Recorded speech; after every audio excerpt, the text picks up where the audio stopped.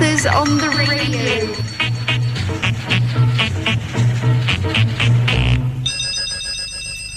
That was an Unknown Soldier there via the Doors, and on Salford City Radio. You're listening to a bit of everything with Ian Rothwell on 94.4 FM and worldwide at salfordcityradio.org. And we've got Graham, Emma, Jim and Dave in the studio, and we've been talking to Emma and Jim about Swarm, Salford War Memorials, and we're actually going to talk to, I was going back to Graham, I think, to talk about the Billy Unsworth project. So Graham, we started talking about this piece of equipment that we couldn't pronounce. Really, it's a tricky one, isn't it? Yeah, it's commonly known as the Motormed Leto 2 Circlo-ergometer. It's basically like a cycling piece of equipment that you can lay down on a couch-type bed and get back through remedial physiotherapy to get the muscles back working again once they've come out of intensive care.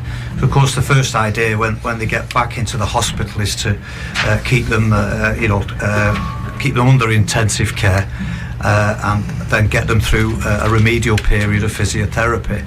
And it's a piece of kit that they're actually looking for and are not actually funded directly for, but assists greatly in their recovery. Yeah, and I mean, it's one of these things that we said about people coming back from war and just being left to it, and now that there's a big, sort of very consciousness about people coming back and getting support to be able to get back into society and, get over sort of injuries and wounds and, when they've had sort of been in explosions or been shot, trying to get back into society and get the physio and everything and the support that they need. That's right.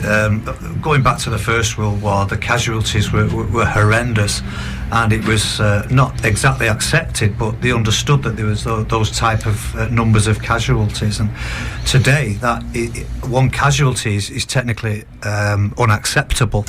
So the care that's actually going into them these days, particularly from the Queen Elizabeth Hospital, is tremendous, and they need every penny that they can get, and the Billy Unsworth project is doing our utmost to support them and try and get that funding for them. Yeah, we actually are going to play the Billy Unsworth CD, I think, but that'll be next because we're going to have a lesser spotted Beatles record in a few minutes. But I just wanted to ask you about. We've got aspirations for the Billy Unsworth record, haven't we, Graham, of being a download, top of the download charts? Yeah, when I wrote it, I just wrote it because I got the information from Tony Gibbons, Billy Unsworth's grandson. Since then, the record's been accepted widely, and people have given me some very good feedback. So I'm looking for basically a sponsor where we can go and possibly re-record the whole song and get it out there as part of an EP with a booklet for further funding. It's been a great reaction from people who I've played it to, and hopefully November this year we'll try and get it on the download charts as high as we can in November. And also you're looking to re-record, I think, the Billy Unsworth track, aren't you? Yeah, I think that's the idea.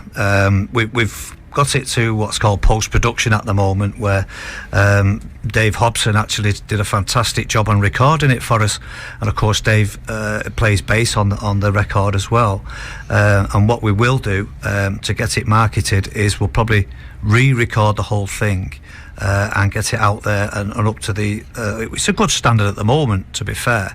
But we may re-record it with some new ideas as well. Yeah.